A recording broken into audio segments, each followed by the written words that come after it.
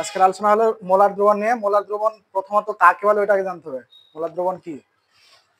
Molar দ্রবণ হলো যে নির্দিষ্ট তাপমাত্রায় 1 লিটার দ্রবণের মধ্যে যে পরিমাণ দ্রবীভূত থাকে তাকে বলা হয় মোলার দ্রবণ। অর্থাৎ নির্দিষ্ট তাপমাত্রায়, শর্ত হলো 1 লিটার দ্রবণের মধ্যে যে পরিমাণ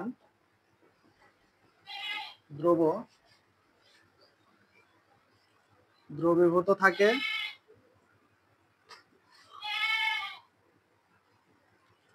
তাকে মোলার দ্রবণ বলে।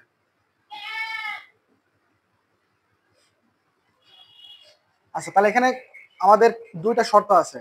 একটা হলো যে 1 লিটার দ্রবণ হওয়া লাগবে, ঠিক আছে? যে দ্রবণটা থাকবে সেটা হলো 1 লিটার।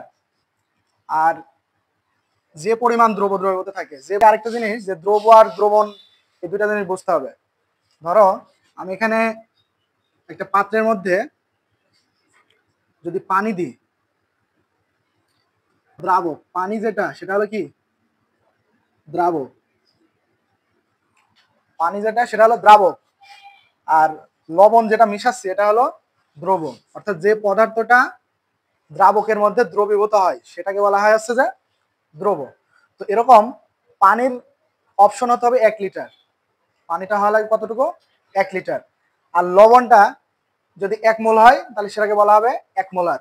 যদি 2 মোল হয় তাহলে হবে হচ্ছে 2 মোলার। যদি 3 মোল হয় তাহলে দ্রবণটা হবে হচ্ছে 3 মোলার, ঠিক আছে? অর্থাৎ তাহলে আমরা দ্রবণ সমান লিখতে পারি, দ্রবণ সমান লেখা যাবে কি, এই যে পানি আর লবণ এর মিশ্রণ, পানি আর লবণের মিশ্রণ পুরাটা মিলে হবে হচ্ছে কি দ্রবণ। অর্থাৎ আমরা শরবত তৈরি করার সময় কি করে, শরবত তৈরি করার সময় পানি নিই, তার মধ্যে চিনি দিই, তাই না?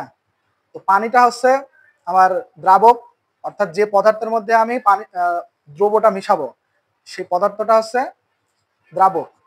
আর যে পদার্থটা ওর মধ্যে দিয়ে মিশাচ্ছি ওই পদার্থটার নাম হলো দ্রব। অর্থাৎ এখানে চিনি হবে তখন হচ্ছে দ্রব। তাহলে পানিটা হলো দ্রাবক আর চিনিটা হবে দ্রব। আর এই দুইটার মিশ্রণের ফলে যে শরবতটা তৈরি হলো ওটার নাম হলো দ্রবণ, ওটার নাম হলো দ্রবণ। তাহলে দ্রবণ সমান আমরা লিখতে পারি কি, দ্রাবক যোগ দ্রব, এই দুইটার মিশ্রণকে বলা হবে হচ্ছে কি দ্রবণ। খেয়াল করো এখানে বলা আছে যে যে পরিমাণ দ্রবীভূত থাকে। এখন যে পরিমাণ দ্রব, এখানে লবণ যদি 1 মোল মিশাই তাহলে হবে 1 মোল। অর্থাৎ 1 লিটার দ্রবণের মধ্যে 1 লিটার দ্রবণের মধ্যে যদি 1 মোল দ্রব থাকলে তাকে 1 মোলার বলে।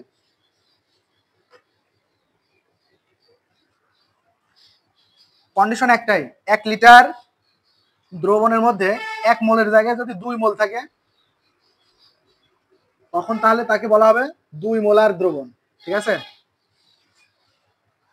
আচ্ছা, এখানে যদি ওই একই কন্ডিশন 1 লিটার দ্রবণের মধ্যে যদি আমার 3 মোল দ্রবীভূত থাকে তাহলে সেটাকে বলা হবে 3 মোলার দ্রবণ, ঠিক আছে?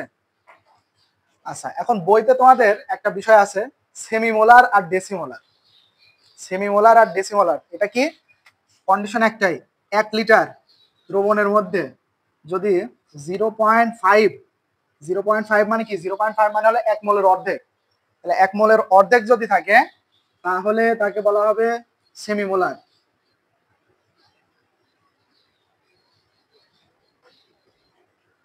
আর যদি 1 লিটার দ্রবণের মধ্যে 0.1 মোল দ্রবীভূত থাকলে তাকে বলা হবে ডেসিমোলার।